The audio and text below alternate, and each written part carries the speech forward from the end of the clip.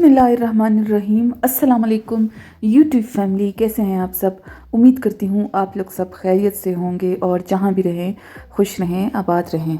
Viewers, पिछले दिनों मेरे घर पर हुई थी टी पार्टी, जिसकी सारी तैयारी, अरेंजमेंट्स और डेकोरेशन मैं आज आप लोगों के साथ शेयर करूँगी।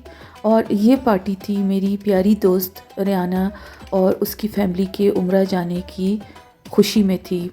वो उम्रा करके माशाल्लाह आए थे और बहुत दिन हो गए थे। मैं बहुत दिनों से सोच रही थी कि उनको इनवाइट करूं, लेकिन बस कुछ मसरूफियात की वजह से ये नहीं हो पा रहा था। तो फाइनली फिर मैंने संडे का दिन डिसाइड किया उनको इनवाइट करने का। और फिर एक दिन पहले मैंने जो है केक का स्पंज बना लिया था और पतीले में मैंने इस दफ़ा केक को बेक किया था। दोस्तों, ज़्यादातर अब यही करती हूँ कि पतीले में ही बेक करती हूँ, क्योंकि मेरा जो ओवन है ना वो छोटा सा है और बड़े साइज़ का केक जो है वो उसमें बेक नहीं हो सकता।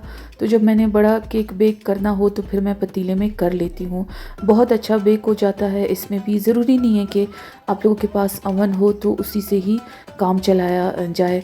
आप पतीले में भी बहुत अच्छी बेकिंग कर सकते हो। क्रीम को मैंने विप कर लिया था और इसके ऊपर मैंने लगा के अच्छे से दोनों स्पंज को कवर करके मैंने फिर इसको फ्रिज में ठंडा होने के लिए रख लिया था। इसकी बाकी डेकोरेशन जो है वो इसके बाद मैं आप लोगों को दिखाऊंगी।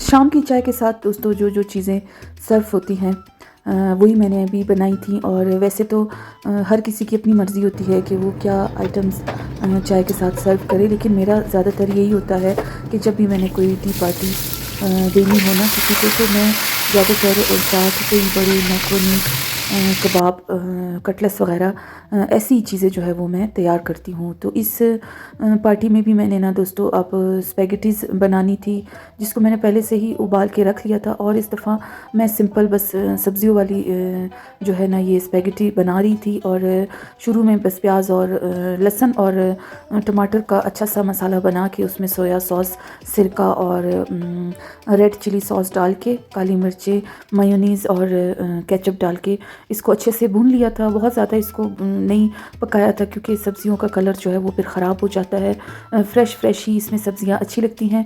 और वो सारा कुछ भूनने के बाद अब मैंने इसमें जो है ना वो नूडल्स और स्पैगेटीज़ मिक्स कर दिए थे।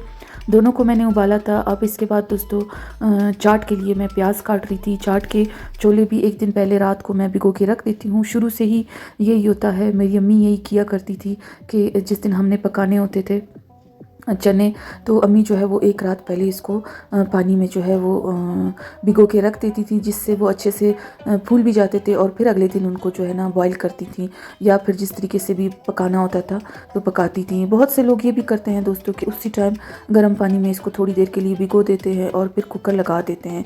लेकिन मुझे शुरू से ही ये करना अच्छा नहीं लगता, क्योंकि इस तरह से चनों का साइज़ जो है वो बड़ा नहीं होता। तो मैंने चाट भी जो है वो तैयार कर ली।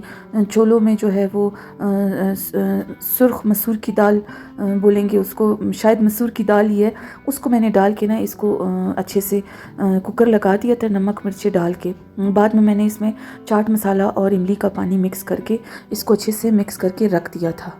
जी, तो व्यूअर्स, ऊपर का थोड़ा सा काम करने के बाद अब मैं नीचे आ गई थी। और बैठक, जिसे मैंने आप लोगों को बहुत दफ़ा बताया हुआ है कि जब खैर से हमारे घर में मेहमान ज़्यादा होते हैं फिर मैं नीचे ही सारी अरेंजमेंट करती हूँ। तो इसकी चीज़ें सारी मैं नीचे ले आई थी। और पिछले दिनों मैंने आप लोगों के साथ वीडियो जो शेयर की थी, इस रनर और जो कटलरी होल्डर थे ना वो बनाए थे मैंने, तो इसी को ही मैं इस पार्टी में यूज़ करना चाह रही थी, क्योंकि मैंने अपना ब्लैक सेट जो है वो निकालना था। और मेरा ये वाला ब्लैक सेट जो है मेरी दोस्त रेहाना को भी बहुत ज़्यादा पसंद है। हमेशा ही वो इसकी तारीफ़ करती है। तो मैं फिर इसी हिसाब से मैंने ये सारा कुछ बनाया था। कि मैं जब भी उसको बुलाऊंगी तो मैं उसके लिए ये काला सेट ही निकालूंगी और उसी को ही दस्तरखान पे सजाऊंगी।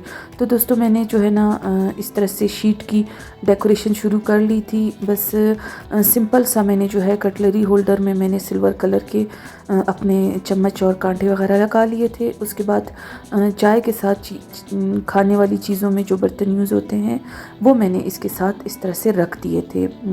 इतनी सी डेकोरेशन करने के बाद ना अब मैं दोबारा से फिर ऊपर आ गई थी और अब बारी आई थी दही बड़े बनाने की।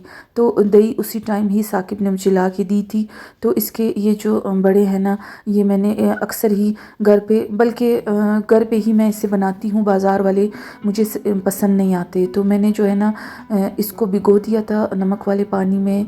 ये अच्छे से नरम हो गए थे और आलू भी बॉईल करके मैंने इसमें शामिल कर लिए थे। तो दही बड़े हमारे तैयार हो गए थे। मैं दोस्तों इसी तरह के खट्टे वाले दही बड़े पसंद करती हूँ। बहुत से लोग इसी रेसिपी से मीठे भी बनाते हैं, दही में चीनी मिक्स करके। तो लेकिन मुझे जो है ना चाट के साथ ये वाले दही बड़े अच्छे लगते हैं। तो उसको मैंने जो है ना सर्विंग बॉल में निकाल लिया था, क्योंकि मैं साथ साथ ही चीज़ें जो है वो यहाँ पे डिश आउट कर रही थी और साथ ही नीचे ले जाके दस्तरखान पे अरेंज कर रही थी। क्योंकि ये ऐसी चीज़ें थी दोस्तों, अगर ये ठंडी भी हो जाती ना तो ये खाने में अच्छी लगती। खाने की दावत नहीं थी कि फिर खाना तो दोस्तों आप लोगों को पता है कि गरम गरम ही सर्व किया जाता है। उसमें फिर मुझे ज़्यादा ख्वारी होती है, पहले ऊपर जल्दी जल्दी खाना निकालो, डिश आउट करो और फिर भाग भाग के नीचे रखो और फिर वीडियो का फ़ाइनल लेना होता है, फ़ाइनल शॉट। तो फिर उसमें जो है ना अक्सर यही होता है कि जब मेहमान होते हैं तो बस फिर थोड़ा सा ही मैं फ़ाइनल ले पाती हूँ। यहाँ पे मैं इस टाइम अकेली थी और अभी तक कोई नहीं आया था, तो मैं आराम से जो है वो अपनी सारी डेकोरेशन भी कर रही थी और साथ साथ जो है खानों को भी डिश आउट करके नीचे साकिब को पकड़ाती जा रही थी और वो बैठक में रख रहे थे।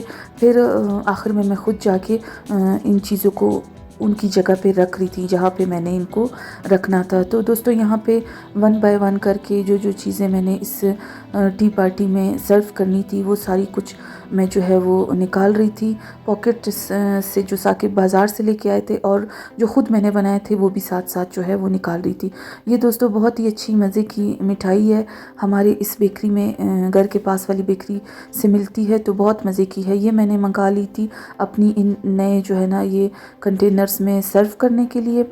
उसके अलावा मेरे पास सिल्वर, ब्लैक और पिंक कलर के जो भी जो है ना वो बर्तन थे वो मैंने निकाल लिए थे। पहले ही मैं सोच लेती हूँ कि मुझे क्या क्या चीज़ें जो है वो अपने दस्तरखान पे रखनी है, डेकोरेट करनी है, उसी के हिसाब से जो है वो मैं फिर चीज़ें निकाल लेती हूँ, बर्तन वगैरह, और फिर उन्हीं में जो है मैं सारी चीज़ें सर्व करती हूँ। मुझे यही होता है दोस्तों कि मेरे पास जितनी भी चीज़ें हैं ना वो किसी न किसी मौके पे ज़रूर इस्तेमाल हों और मेरा दस्तरखान जो है उन सारी चीज़ों से खूबसूरत लगे। तो आम से सिर्फ सिंपल से प्लेटों में और डिशेस में जो है वो मुझे चीज़ें सर्व करना बिल्कुल भी अच्छा नहीं लगता। मुझे ख़ुद ही जो है ना फिर अपना दस्तरखान देखने में प्यारा नहीं लग रहा होता। हाँ, इस पे मेहनत तो होती है, पहले आप चीज़ें निकालो, उनको सारा सजाओ, फिर दोबारा से उनको जो है दो, फिर जगह पे रखो। इसके लिए हिम्मत भी अच्छी खासी चाहिए होती है और मैं अक्सर थक भी जाती हूँ। जब कोई दावत या पार्टी ख़त्म होती है उसके बाद मुझ में हिम्मत नहीं रहती है कि मैं फिर जो है ना दोबारा से अब ये सारा कुछ जो है वो समेटूँ, धो के रखूँ। लेकिन बस यही होता है कि अगर आप जो है ना अपने चाहने वालों के लिए ये सब कुछ करते हो, उन्हें स्पेशल फ़ील कराने के लिए, तो फिर हिम्मत भी इसके लिए रखनी पड़ती है। और ज़्यादातर मैंने आप लोगों को बताया हुआ है कि मेरे मैके की दावतों में यही होता है कि मेरी भाभियाँ और मेरी बहनें जो हैं वो मेरे साथ मिल के सारा कुछ जो है वो खाने के बाद, दावत के बाद वो सारा कुछ जो है वो मेरे साथ उठवा देती हैं, धुलवा देती हैं, साफ़ करवा के। बल्कि उनकी कोशिश ये होती है कि जगह तक जो है ना वो चीज़ों को पहुंचाया जाए और उनको उनकी जगह पे रखा जाए। लेकिन कुछ मेहमान ऐसे होते हैं कि जिन्होंने आना होता है है और जल्दी से वापस जाना होता है। तो ये भी ऐसे ही मेहमान थे और जो है ना इनको वापस जल्दी जाना था। तो उसके बाद फिर ये था कि मेरी बहन आई हुई थी, मैंने और मेरी बहन ने मिल के फिर बाद में सारी चीज़ों को समेटा और उसने ही मेरे साथ सारे बर्तन वगैरह वॉश करवाए।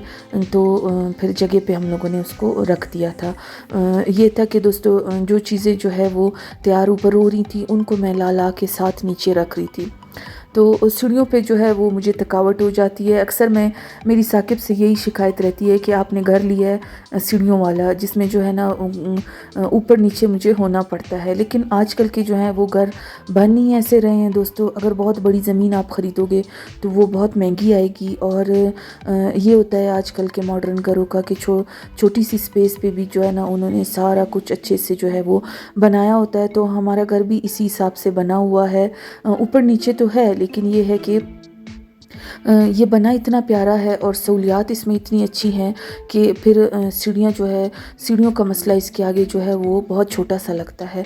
तो मैं ख़ुद भी दोस्तों आखिर में तैयार हो गई थी, कपड़े पहन लिए थे, हल्का सा मेकअप कर लिया था और अब मेहमान भी इस टाइम पे आ चुके थे और मैंने जो है ना सारा कुछ नीचे पहुंचा के आखिर में कैंडल्स भी जला लिए थे। और कैंडल्स जलाने के बाद थोड़ा सा यहाँ पे फाइनल शॉट लेने के बाद फिर मैंने उनको नीचे बुला लिया था और उन्होंने जो है वो शुरू कर दिया था खाना पीना शुरू करने से पहले दोस्तों मुझे ये था कि मेरी दोस्त और उसकी अम्मी जो है वो इस केक को कट करें। तो फिर हम लोगों ने यहाँ पे एक छोटी सी जो है वो सेलिब्रेशन की। अपनी दोस्त रियाना से मैंने जो है वो केक कट करवाया और उसके बाद फिर उसकी अम्मी ने भी केक कट किया। तो दोस्तों बहुत अच्छा लगा, बहुत मज़ा आया उनके साथ टाइम स्पेंड करके, बहुत मज़ा आया। ये मेरे ऐसे मेहमान हैं दोस्तों कि जो रोज़ रोज़ मेरी तरफ नहीं आते हैं। कोई मौका हो, कोई खुशी हो तभी जो है ना इनका आना होता है। अल्लाह पाक गमों से सबको दूर रखे। तो बहुत कम ही ये मेरी तरफ आते हैं क्योंकि मेरे और इनके घर का फासला जो है वो अच्छा खासा ज़्यादा है। तो इसलिए जो है कम ही इनका जो है आना और मेरा भी इनकी तरफ जाना कम ही रहता है।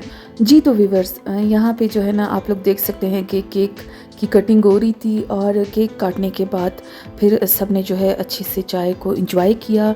और अब यहाँ पे ना दोस्तों मेहमान जा चुके थे और केक जो है वो देख सकते हैं आप लोग। मैं इसका लुक आप लोगों को दिखा रही हूँ, बस यहाँ पे चीज़ें समेटने का टाइम था। तो दोस्तों कैसी लगी आप लोगों को मेरी आज की वीडियो?